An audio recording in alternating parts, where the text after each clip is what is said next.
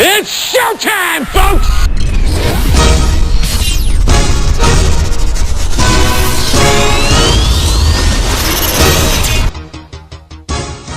I am back once again, ladies and gents. Welcome here. I am here to talk sports. It has been a while, but I am here. Let's talk. And more specifically, I am here to talk about the Jay Cutler signing with the Miami Dolphins. All right. Jay Cutler signed with the Miami Dolphins, and this is a couple of days ago. You know, Jay Cutler was on his way to retirement into the commentating booth, but he was asked out of retirement by the Miami Dolphins. And, you know, the big question that I have is, should that signing have been Jay Cutler or Colin Kaepernick? So, looking at the situation, I mean, look, I get it, at the least. Jay Cutler had a career year under Adam Gase. In 2015, he had the highest completion percentage of his career, and he had the lowest interception rate of his career at 11. So I get the signing, I understand it, and from Colin Kaepernick's standpoint, I mean, how many of these situations do I have to look at and say, oof, boy, I'd rather Kaepernick? I can't tell you how many of these guys have gotten signed, whether it be backups or whether it be Jay Cutler, and I've said Kaepernick would have been better. I would have rather him. He had 16 touchdowns, 4 interceptions last year. He played pretty decently last year. That's what's being lost in all of this discussion. He was just on a bad team.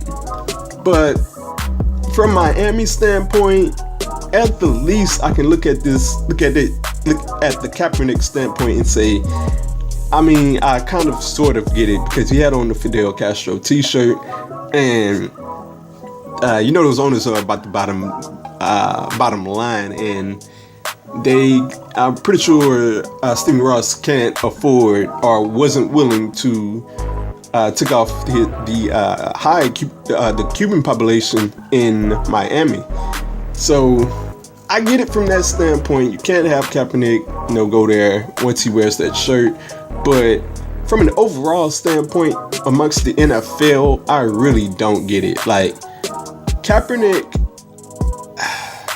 the guy didn't commit a crime. He didn't shoot anybody, or didn't, he didn't commit a crime. So, I mean, I don't get it. I mean, I get that he knelt down and that was it. I mean, you can argue with his stance on how he did it or whatever, but it's a new year. I mean, there was plenty of people saying, oh, well, he'll just, he'll get a job. He'll be somebody's backup or something will open up. Well, nothing is opening up. And I'll never for the life of me understand how we have,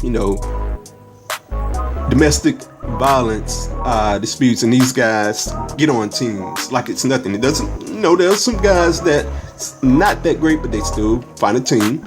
And Colin Kaepernick should be able to find a team. But get it off of that standpoint, looking at Jay Cutler, the fit with Jay Cutler and the Dolphins, I really don't see much of a difference between Jay Cutler and Ryan Tannehill. I gotta be honest. I mean, I know Jay Cutler had a career year with Adam Gase in 2015. Had threw the fewest interceptions of his career with 11, had the highest completion percentage of his career in 2015. But what does he realistically do for the Dolphins? I mean, the Patriots are going to win that division. That's just locked. And the Dolphins are going to be fighting for 2 wildcard spots. I mean, at the most, Jay Cutler can get them into playoffs and be competitive in the wild card. Maybe even win the wild card game. That's on the table. But after that, I don't see much of anything. I mean, it keeps the Dolphins afloat, because if they'd just stuck with any old body or just signed any old body, then I can see them having a horrible year. And even looking at Jay Cutler, I'm not sure what he has left. Assuming that he can be decent at best, he could I won't say most likely, he could probably get them to the playoffs. But I don't see a whole lot of difference, and it's going to be a struggle But I really want to see how this works out with Jay Cutler and Jay. They have a fantastic offense, and it's going to be very interesting to watch to see if the Dolphins can remain relevant this year.